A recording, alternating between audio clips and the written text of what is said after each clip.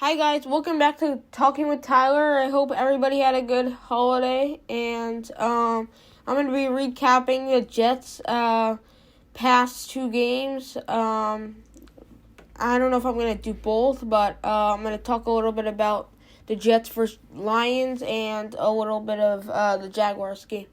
So the Lions game, the Jets lost 20-17. So the Jets, so Zach Wilson started that game, and he was 18 for 35, and he had 2 touchdowns and 1 interception. So he got going in that game, and both of his touchdowns were to Uzama. So the tight ends were a big factor in the game. And the only big thing that they were winning the majority of the game, but it was a back and forth game.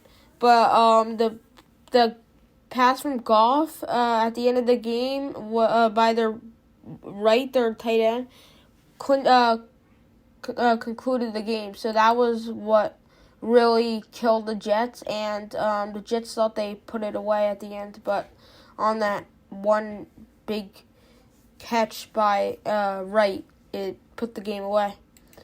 And surprisingly, Jared Goff had an okay game. I mean, he was 23 for 38, and he had 60.5% completion. So they both quarterbacks, I think they did okay, but that interception by Wilson, I think he wants that one back.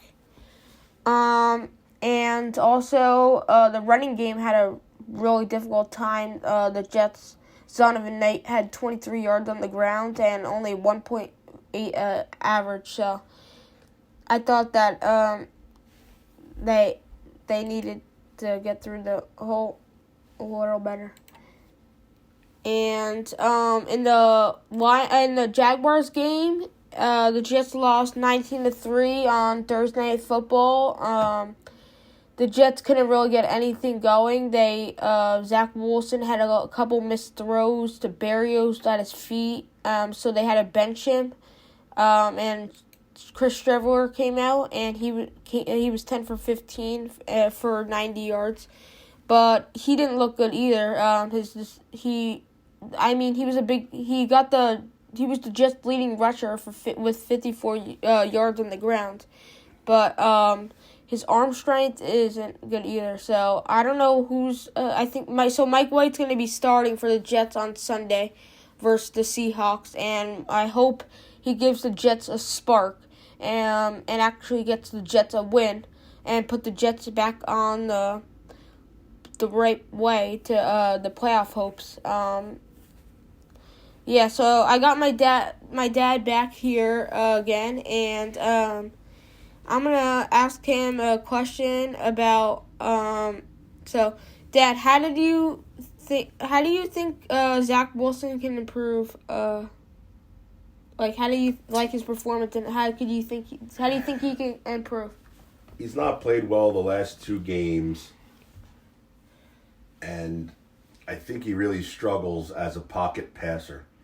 I think LaFleur needs to do a better job when he's in the game, getting him outside the pocket, getting him rollouts, whether it's on bootlegs or naked bootlegs. But he seems to be a little bit better on those off-scripted plays and a little bit better when he's outside the pocket and moving and seeing things.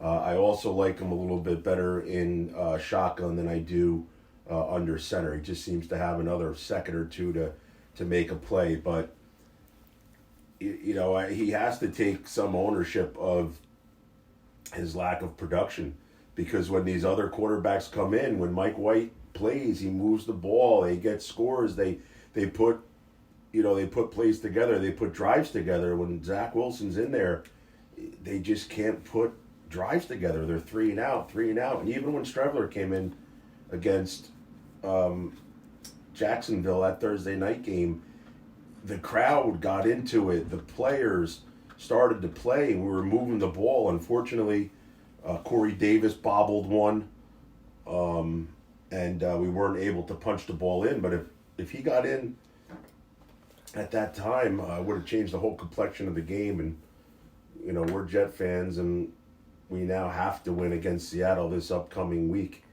And you can't help but look back to the Minnesota game and the Detroit games. Those are games where I think we had an opportunity to win and probably should have won and not been in this situation. But getting back to the Zach Wilson, he's got to get better. He's the second overall pick, and he's supposed to be, he's basically the head of the snake, and he is just not playing well. He's not playing good enough to win. And in this New York market, it's difficult. The fans are difficult.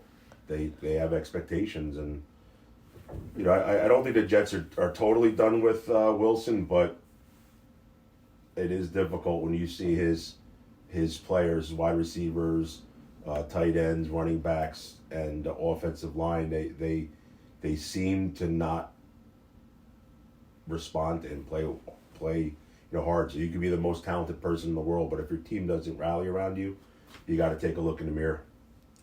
Yep, and also the fumble by Garrett Wilson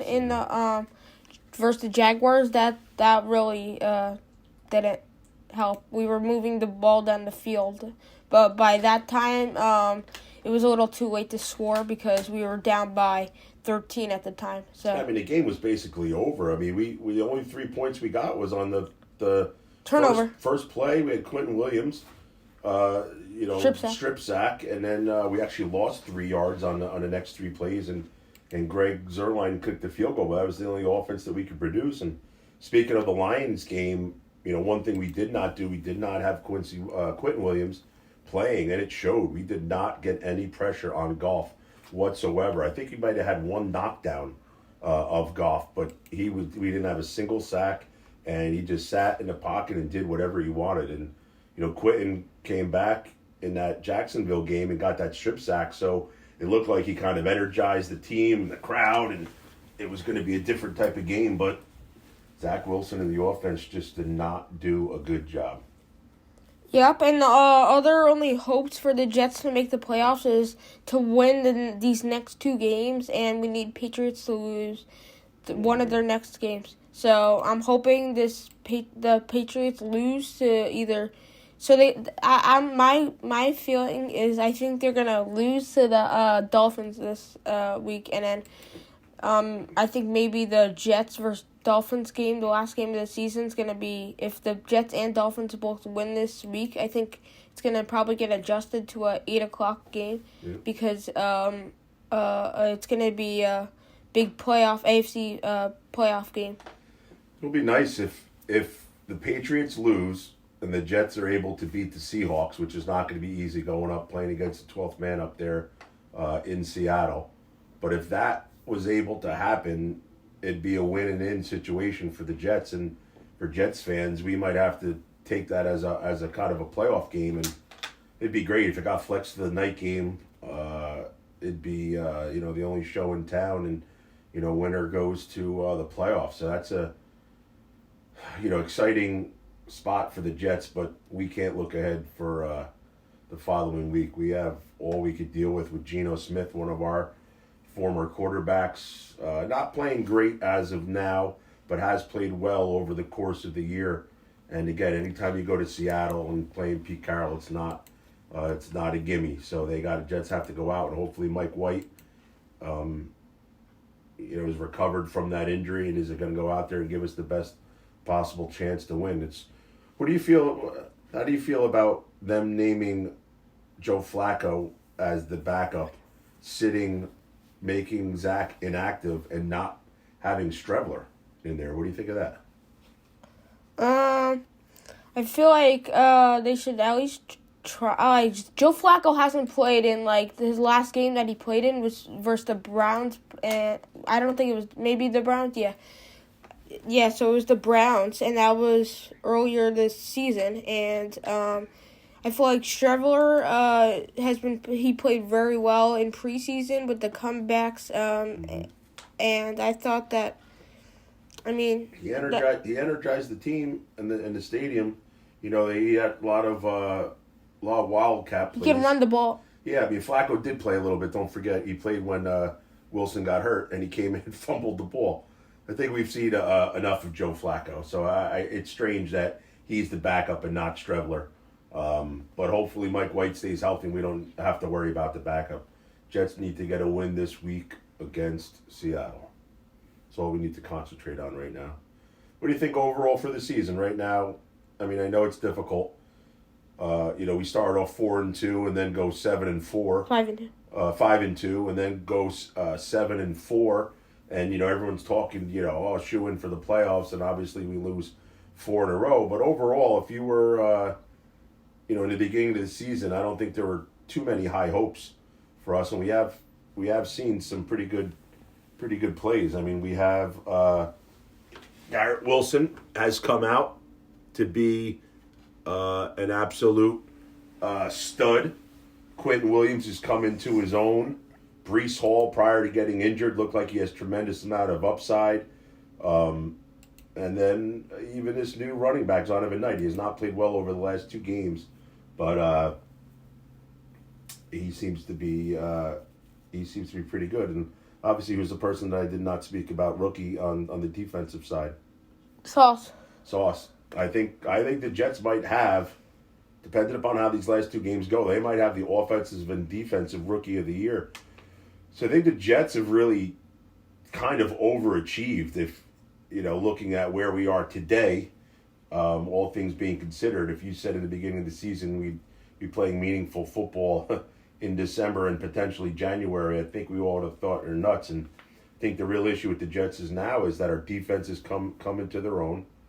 Our offense we have some offensive talent, and the only person that has not catapulted themselves and moved up is Zach Wilson, and he's the person that's bringing us down. I thought it's probably going to take another year or 2 for the Jets to build upon what they're building and to be good, but it's happened a lot quicker than we thought.